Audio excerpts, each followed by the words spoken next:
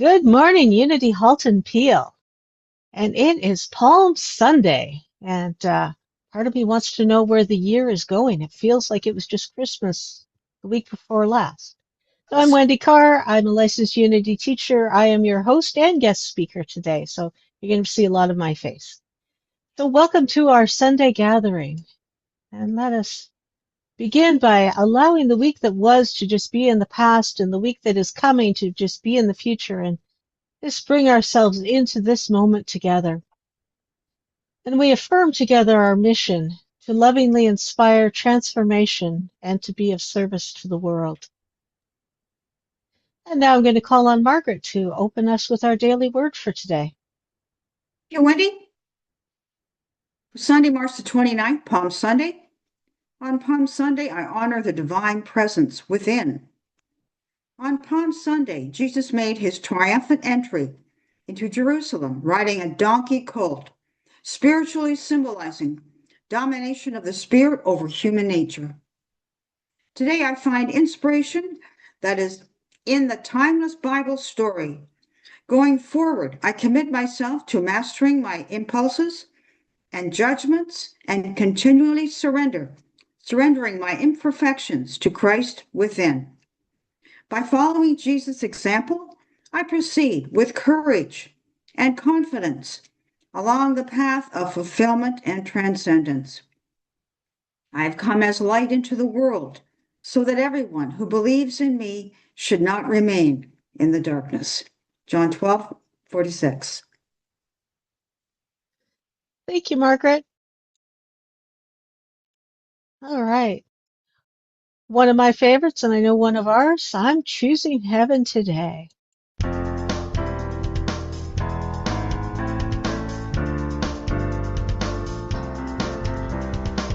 choosing heaven today. I'm choosing heaven today. I am walking the road of heaven right now, singing. Yeah. All right. I'm choosing heaven today. I'm choosing joy today. I'm choosing joy today. I am walking the road of heaven right now, singing. I'm choosing joy today. I'm choosing peace today. I'm choosing peace today. I am walking the road of heaven right now, singing. I'm choosing peace today. I'm choosing love today. I'm choosing love today. I am walking the road of heaven right now, singing. I'm choosing love today. I'm choosing heaven today. I'm choosing heaven today. I am walking the road of heaven right now, singing. I'm choosing heaven today. I am walking the road of heaven right now, singing. I'm choosing heaven today.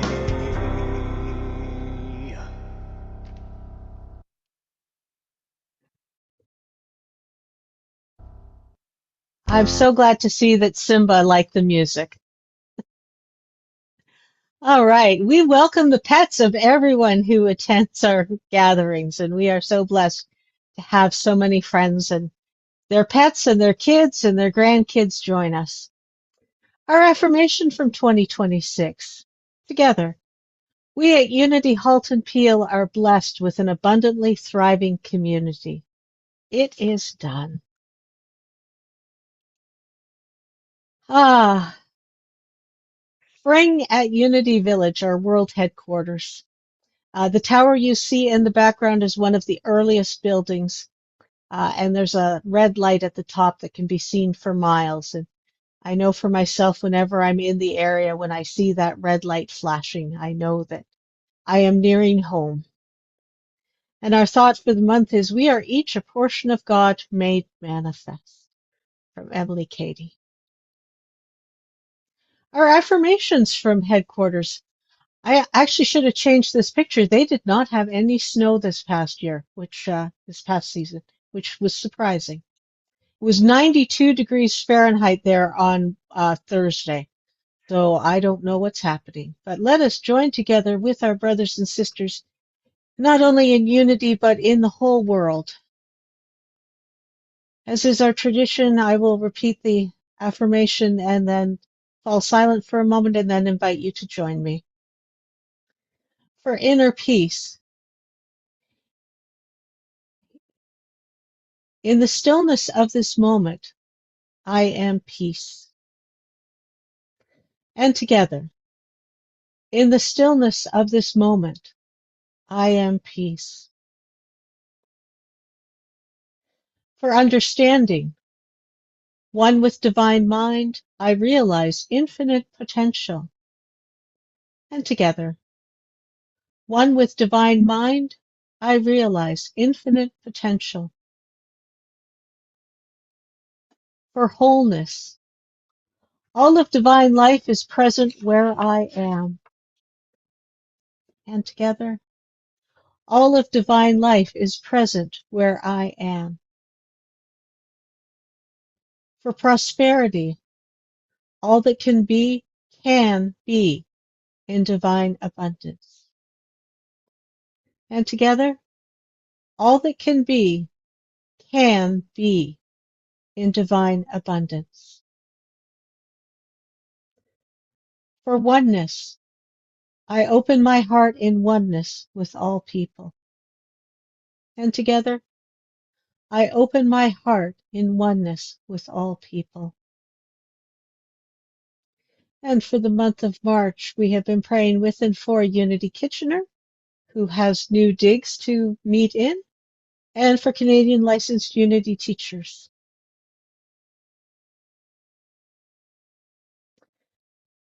And we just take a breath and laugh at the silliness. Because I skipped a slide. We're just going to go back because, okay, I'm missing a slide, but that's all right. It's Palm Sunday. And folks have been saying, what is the meaning of this? Well, the meaning of this, because I grew up in a Protestant denomination before I came to Unity, was that Lent and the Sundays were always just, you gave up stuff, you sacrificed. And what I learned in later years as I got to know people and their spiritual path is that in the Roman Catholic Church, Sundays are feast days. And I actually learned this from my dad. And he saw the picture and he laughed and he said, well, that makes sense. And he shared with me, he had been an altar boy and he often would get kind of antsy because Sunday was a feast day. So after Mass, he would just, instead of going home, he would go to the movie and he'd watch, the newsreel and the serial, whether it was Flash Gordon or one of the cowboys. And I thought to myself, wow, what a different experience of Lent and Holy Week I would have had if on Sundays I could have ice cream and with chocolate sauce, no less. And I've been thinking about and teasing out for myself, what does this day mean in 2026? What does this day mean, given the pattern of understanding that we've had, given how in some parts of the world right now, religion is being used as a weapon? So I've got a few thoughts about that, and I've got a few metaphysics. But first, I want to start with some context. Those of you who know me well know that my background's in history, and putting things into historical context is kind of my vibe. That's kind of how I understand the Bible. That's how I interpret the Bible. And I start by putting it in the historical context to say, okay, what was happening at the time this was being written? What are they describing from a previous earlier period? So the experience of what we call Palm Sunday appears in all four Gospels. And if you want to know where, I've given you the chapters. I love this. Okay, Erin, now listen carefully. I don't want to end up with 4 different versions of this. Guess what? We have 4 different versions. And one of the challenges that I have noticed, I've been teaching Bible classes now for a couple of years, and one of the things I've noticed is that we kind of have gotten into a space where we know the stories, but we don't always take them apart. And in taking them apart, you see some elements that are present in some of the stories and some that aren't. So let's start with what we agree on. We agree that there's a colt of a donkey. We agree that there's palm leaves. We agree that there's a quote from Zechariah chapter 9, verse 9. We agree that there's a crowd. And we agree that the political and religious leaders are upset. We have other things that happen and other elements that may appear or not appear depending on which version you're looking at. So what do we know historically? Understanding the concepts. So there's an expectation of a great leader to arise, similar to the kings and judges, or actually that should be judges and kings, in the Old Testament, also called the Hebrew Scriptures. Now, living under Roman rule wasn't easy. Some parts of your faith were allowed because the Roman elite realized that if you gave them their religion, they were a little easier to control. However, you had to make sure that you understood that the emperor was a god and had to be treated as such. So another thing to know is that only poor people rode donkeys. If you were really poor, you just walked. More on the donkeys in a moment. But what's the motivation of the crowd? I've always wondered that. Like, how did they know? Why were they so excited? I remember in my church of origin, we used to get palm branches. I've noticed lately there's been a movement away from having palm branches because for many people, especially those of us in Canada, it would mean involving flying them in from another country.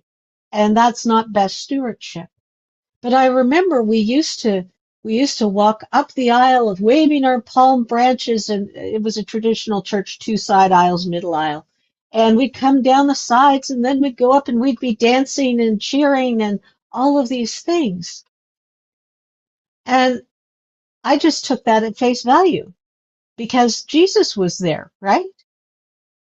But if you go back, the thing that Jesus had done just prior to going to Jerusalem was he had raised Lazarus from the dead. That's a pretty big thing.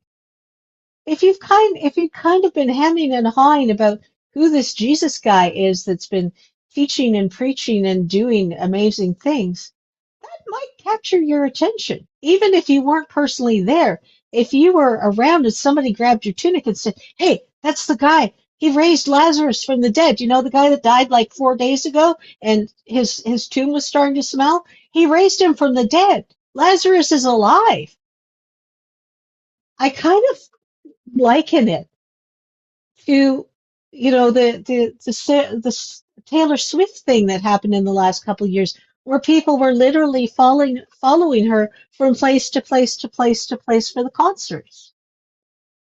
And so I kind of think that, we can almost compare. Jesus has his inner circle that will follow with him. They are dedicated. They are committed. And then you have the supporting circle. I kind of see Mary Magdalene in that circle. Those that were taking care of the needs, making sure they had a place to lay their heads and that they would have some food and a source of water or other drink. And then you had the people that came and go, that they're part of a movement. And they might not be there all the time, but hey, if there's a party going on, they are there. They are engaged. They are, shouting the loudest and trying to outshout their neighbor. So the waving of palm branches was not only the part of announcing the arrival of a great leader or holy teacher. It was part of a harvest festival. And in Leviticus, good old Leviticus, Moses is told in chapter 23, verses 39 and 40. Now, the 15th day of the 7th month, when you have gathered in the produce of the land, you shall keep the festival of the Lord, lasting 7 days. A complete rest on the first day, and a complete rest on the 8th day. On the first day you shall take the fruit of majestic trees, branches of palm trees, boughs of leafy trees and willows of the brook, and you shall rejoice before the Lord your God for 7 days. So even though the calendar's out of sync, people from having been in the temple or the synagogue or even just in their community knew that when a holy leader came, you were supposed to enact this ritual of the palm leaves and the branches and the boughs, that was how you welcomed them. So I kind of think of trying to imagine what it would have been like at the time. And I'm jumping ahead a little bit here, but during Holy Week, when we get to Good Friday and we have the 7 last phrases, many of those relay back to Scripture. And so I kind of think of it being like a situation comes up and you give, in modern days, you might give like a song title or perhaps a phrase from poetry or something from a movie or from Shakespeare. And your audience immediately knows what you're talking about because they know what the next line is. They know what the context is. They know what's happening in that story or in that song. And so true at that point as well. So we might have people referring back, and they would have been referring back to Zechariah. Rejoice greatly, O daughter Zion. Shout aloud, O daughter Jerusalem. Lo, your king comes to you. Triumphant, victorious is he, humble and riding on a donkey, on a colt the foal of his donkey. Now, of course, as I'm reading that, part of my brain is going back to all the times I sang Handel's Messiah, because these are some of the words that appear in Handel's Messiah. So what do we know about this? What was expected was that there was a great Messiah coming.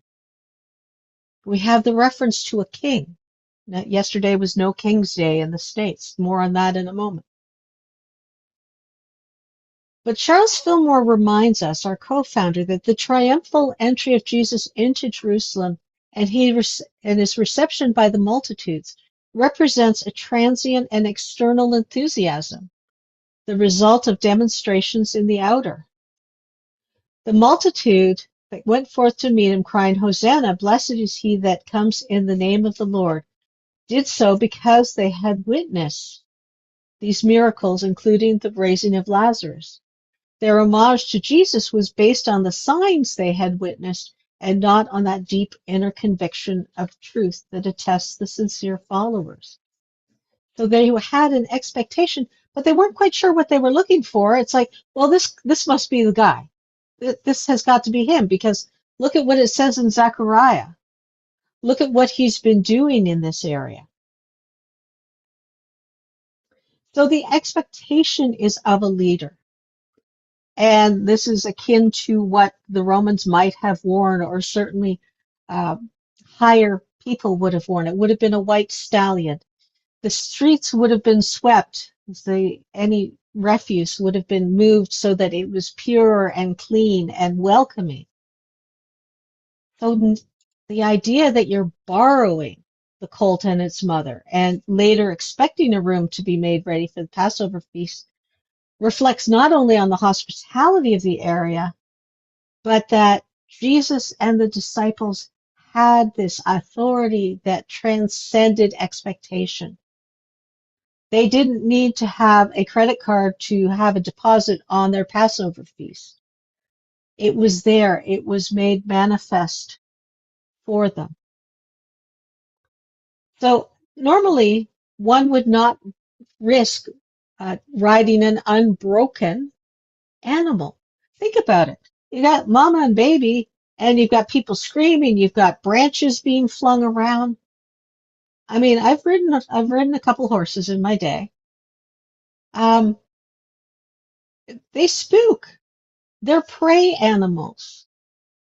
Any kind of a noise could be something that is about to attack them.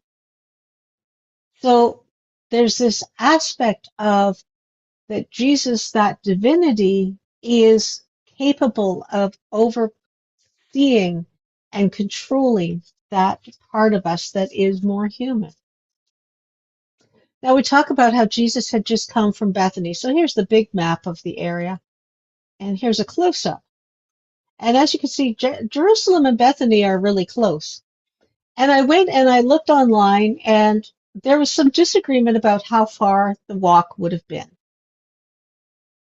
The agreement I got was about 2.5 kilometers. You know how far 2.5 kilometers is? I went to find something that would give us an extension. This runway at Pearson is longer than the distance that he would have walked with that colt and mother. And that just kind of puts it, because I always think of, oh wow, he walked so far from Bethany to Jerusalem. No, it was, not that far at all. It's actually a little bit more than from on the 403 from Winston Churchill to Southdown. So that idea of it helped me understand why he was hanging out with Mary, Martha, and Lazarus so much. They were close. Even for walking standards, they were nearby. They welcomed him, seemingly as a brother. This is actually a modern Palm Sunday in Jerusalem. Likely not this year, though. Jesus going up to Jerusalem means taking the last step in unfoldment in preparation to the final step when the personality is entirely crucified and the Christ triumphs. And you might be saying, what do you mean by personality? That part of us that is human, that part of us that is mortal, that part of us that is not eternal. So what the people of the time, and this is in my own language, so bear with me, but they wanted Jesus to become king. They were getting tired of being ruled by other people. They were getting tired of different kingdoms rushing over them, taking them over, enslaving them in some cases, deporting them to other parts of the world in others. So they wanted Jesus to become king. They wanted to sit at his feet and say, okay, Jesus, I'm here. I give you my life. You do it for me. You take your will and you do it. And I truly believe that Jesus would have said something to the effect of, oh, no, why? You have it in you to do. The magic is in you, and you can become even greater than me. And they would say, oh, no, Jesus, that is not true. You have to do it for me. And I've been thinking about that phrase and what I'm seeing online as certain religious groups gain more power, gain more airtime, and the importance of personal responsibility, the importance of being willing to step aside and allow that divinity within us to expand and to overflow and to touch the world. Because I think that that's what's going to change things right now. It's 2026. It's an uncomfortable Holy Week. I've got to be honest. So as Jesus is riding, I get thinking about, why is this important? What does this mean for me? It's a reminder we can remain calm and poised in the midst of seeming chaos. That even as things change, even as things are happening that we didn't expect, even as we may question what's next. This is a personal belief, I personally believe that Jesus knew full well what was going to happen during the Passover feast. If not that year, at some point, that there was going to be a point when the Romans said, okay, as part of the feast, we will let go one of the prisoners, that Jesus knew that he would not be the one to be released. How do I know that? I don't know for sure, but it kind of makes sense with the way the narrative goes over Holy Week. A thought from Daily Word: I find my empowerment by living from my divinity. When you go beyond the story of Palm Sunday, and it overlaps in the Gospels, what we see Jesus doing next is he teaches his disciples. We also have the cleansing of the temple.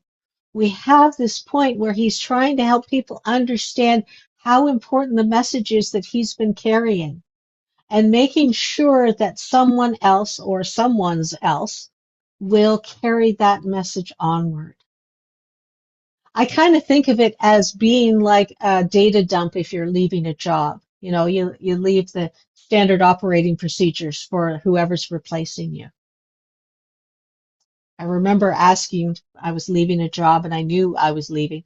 And I remember asking my boss to please come and follow me, like shadow me, or have someone shadow me for a day or two to just kind of see what kind of work I did. And they're like, oh, no, I understand what you do and you've written it all down. I'll be fine. Not quite. But that same kind of giving the knowledge from one person to another so that it could be expanded and shared beyond that.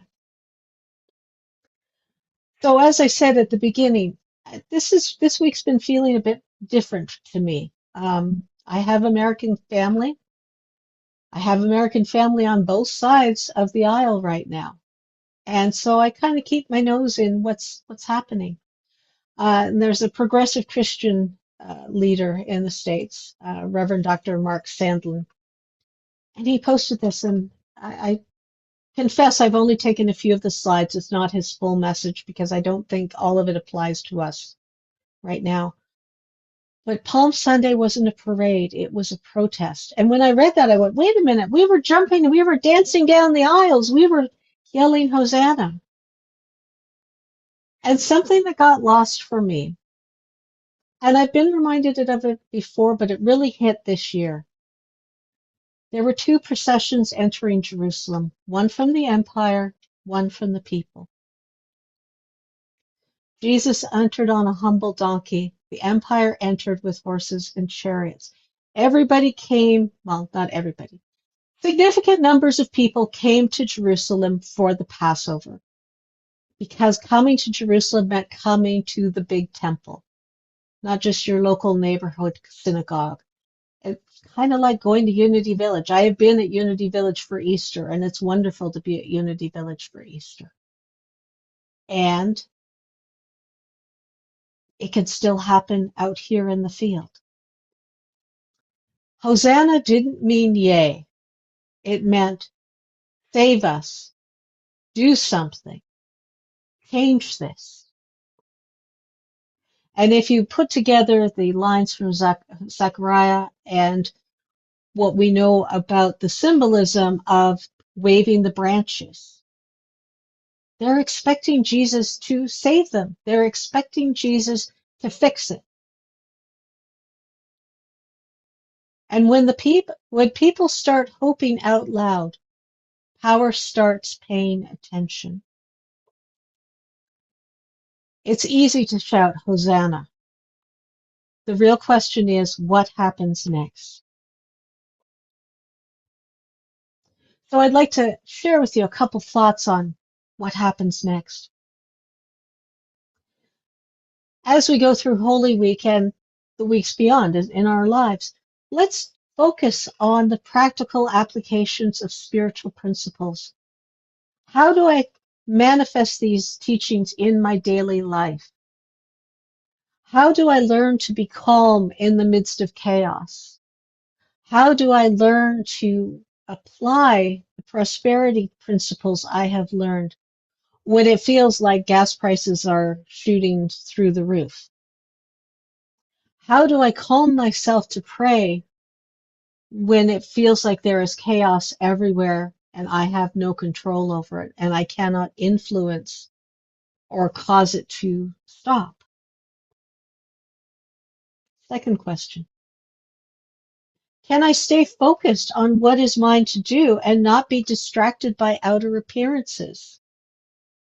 We don't hear anything about Jesus being thrown off the donkey. As we're riding our metaphysical donkey, as we're learning to control and be at peace and be calm, can we too not be distracted? I try to imagine, I've seen many movies and videos of what they think Jesus would have been like. And I've forgotten which one it was, but they took a camera angle where you're Jesus riding on the donkey, so it's moving a little bit. And you have people rushing into his face to be blessed. And I think that's kind of what it would have been like. Very in your face, not, respectful. And, if it was the Roman Empire, they would have been bowing down in front of those people. Fillmore writes, truth you know and the truth you use. Everything else is theory. Charles and Myrtle Fillmore were very keen that Christianity and spiritual principles, as expressed by Christianity, by primarily the teachings of Jesus. Let me be very clear on that. They were very much into what Jesus said, not what Paul said, not what John said in Revelation, but what Jesus said. Make it real in your life. Make it practical.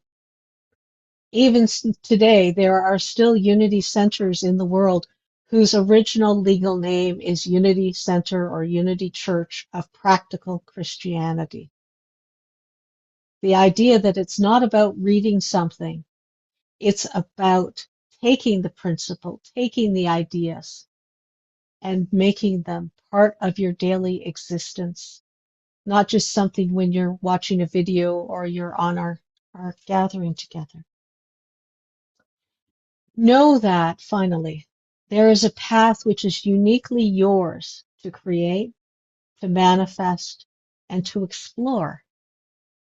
I can't walk your path for you. You can't walk my path for me. We can walk together. We can walk side by side. Or we might be walking far apart, but we can see each other and we're waving and we're saying, hello, I see you. Or perhaps you're in front of me, or perhaps you're behind me. And perhaps we're not making that same connection, but at some level, we all have a path to walk. And during Holy Week, that's, as you can guess, when I think about it the most.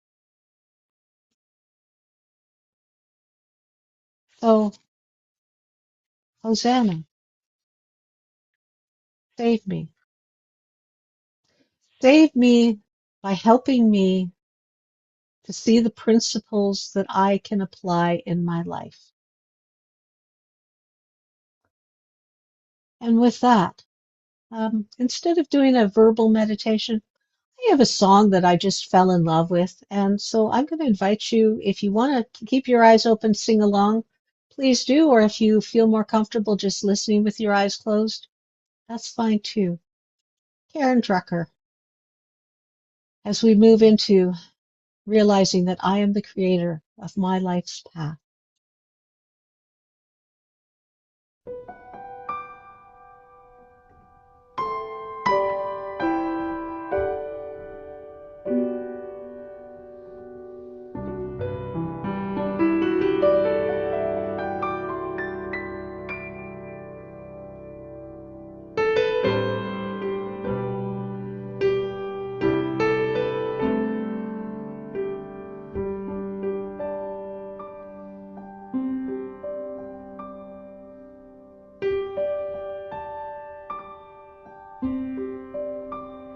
I can feel you in the morning sun.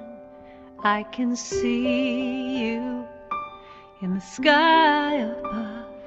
I can hear you in the gentle breeze. You are always in always with me.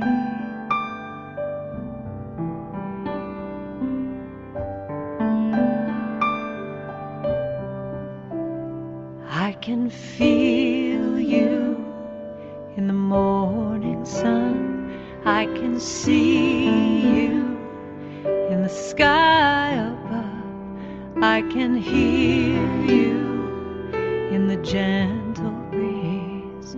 You are always in always with me.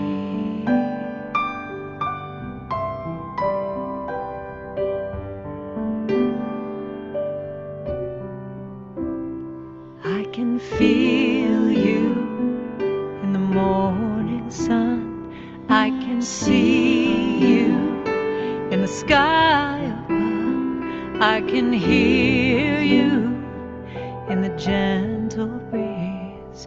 You are always in always with me.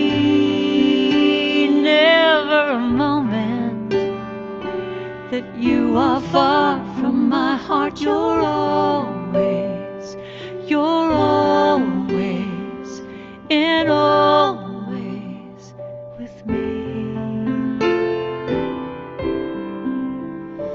I can feel you in the morning sun. I can see you in the sky above.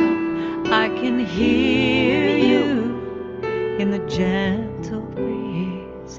You are always in always with me.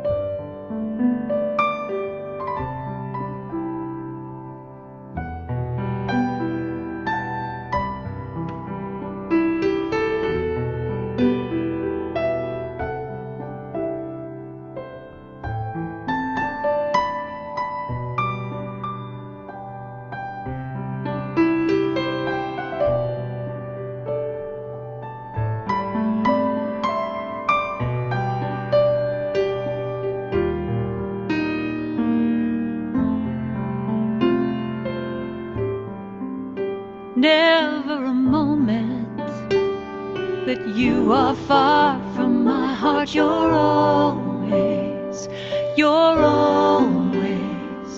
in always with me. I can feel you in the morning sun. I can see you in the sky above. I can hear you in the gentle breeze. You are always in always with me. You are always with me. You are always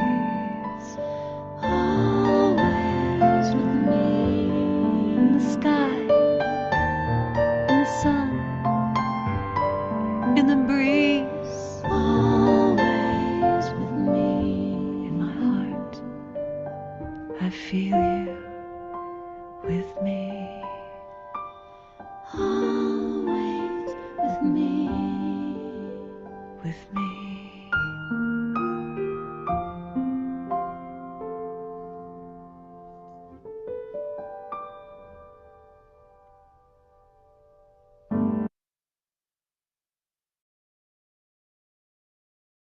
In full awareness and in infinite love, I embrace hope.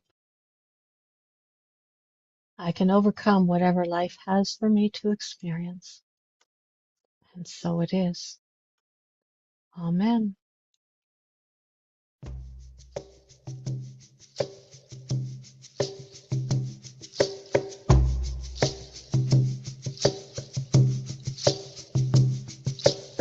are the ones, we are the ones that we've been waiting for.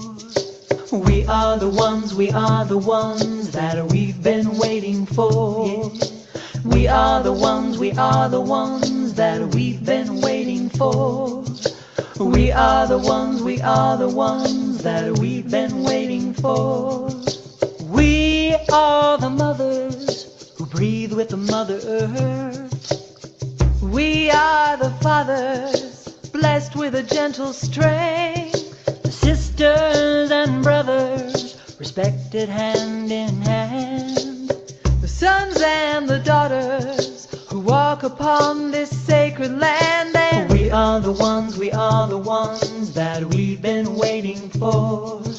We are the ones, we are the ones that we've been waiting for, yeah.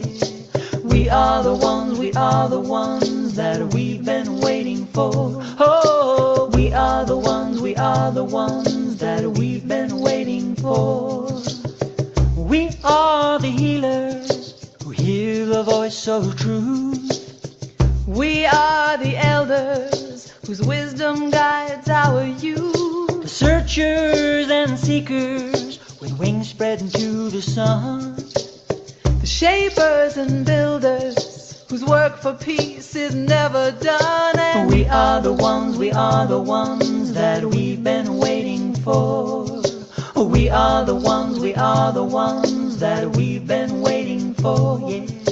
We are the ones, we are the ones that we've been waiting for. Oh, we are the ones, we are the ones that we've been waiting for. We're givers of mercy, believers in grace, singers of great beauty, and keepers of the faith. We are the sailors who come back through the storm. We are the dreamers resting in God's arms. The dancers and lovers who move beneath the stars. The masters and teachers whose visions remind us who we are. And we are the ones, we are the ones that we've been waiting for. We are the ones, we are the ones that we've been waiting for, yeah. We are the ones, we are the ones that we've been waiting for. Oh, we are the ones, we are the ones that we've been waiting for.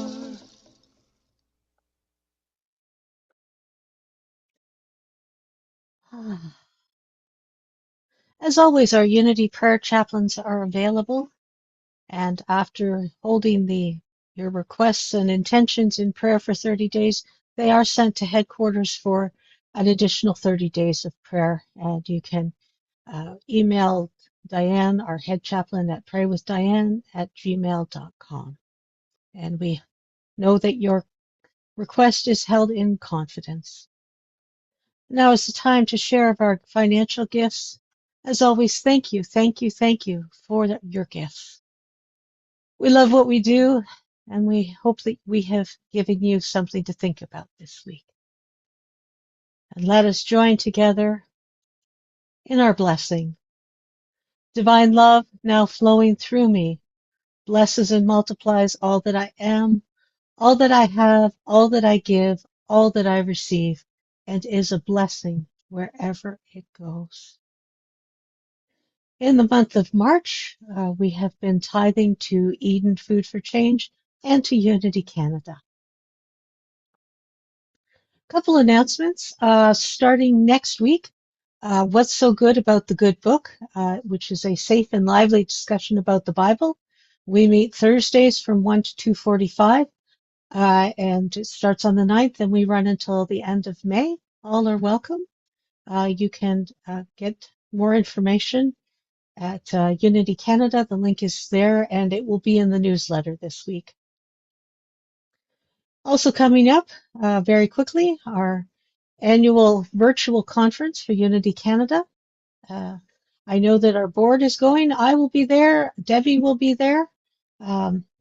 Hearing from a lot of friends across the country, and I'm really looking forward to the workshops and the opportunity to expand my understanding and my knowledge.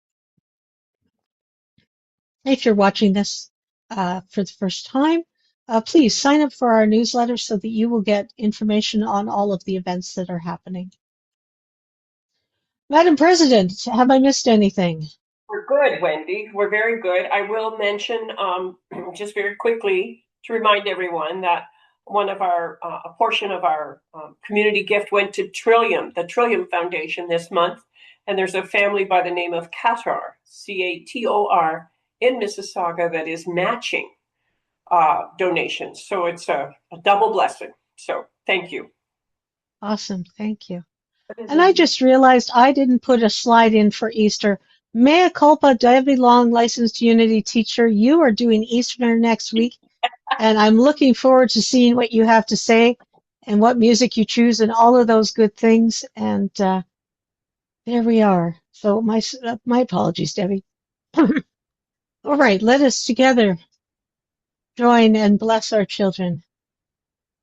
Children and youth of Unity and of the world, we love you, we bless you, and we appreciate you just the way you are. And let's just take a moment and send our love and blessings to all the children of the world. And as we bring our gathering to a close, let us join in the prayer for protection. The light of God surrounds us. I am light. The love of God enfolds us. I am love. The power of God protects us. I am power. The presence of God watches over us. I am presence.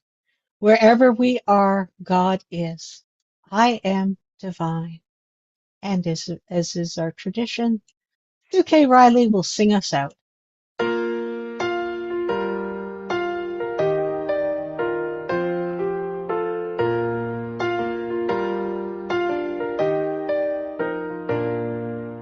Peace in my life is growing because I choose love.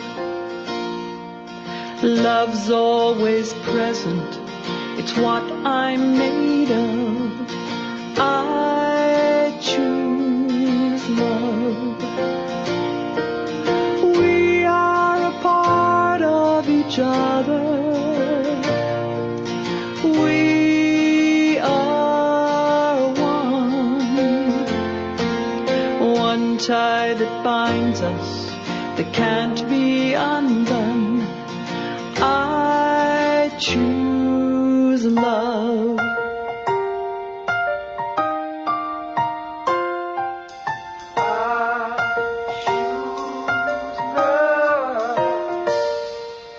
Peace in my family is growing because I choose love.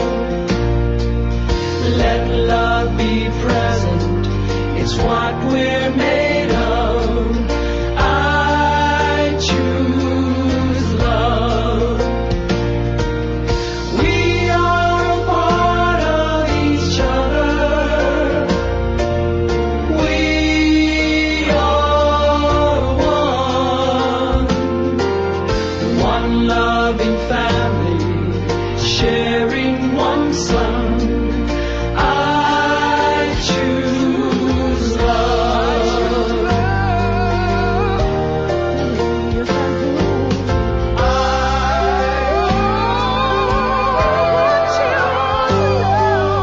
Peace for our planet is growing because I choose love. Let love be present, it's what we're made of. I choose love. We are a part of each other.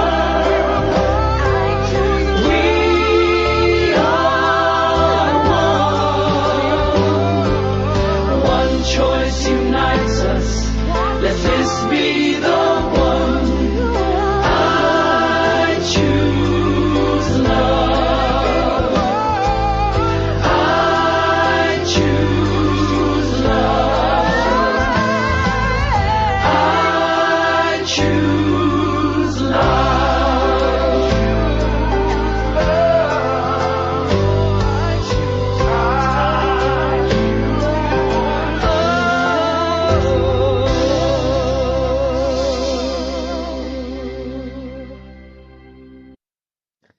Thank you, everyone, for joining us today. Have a wonderful week.